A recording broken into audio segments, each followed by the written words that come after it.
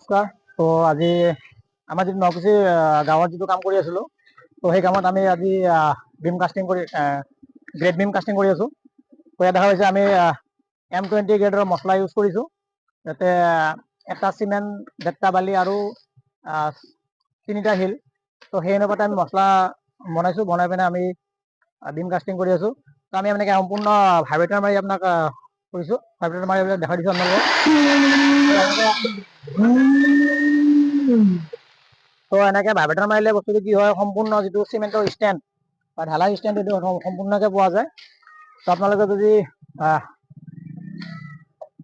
কাম কৰাম বুলি ভাবি আছে কোনোবাই, তো এনেকৈ সম্পূৰ্ণ ঢালাই মানে ভাইব্ৰেটাৰ যাতে কৰা হয়, আপোনালোকে গুৰুত্ব দিব। অলপ মই নিজে দেখুৱাই আছোঁ। তো আমাৰ এনেকৈ কাম চলি আছে, দেখা পাইছে। মোটামুটি শেষেই হৈছে বিম ঢালা। তো বাকী আপডেট আপোনালোকৰ পাছত দি থাকিম। Thank U.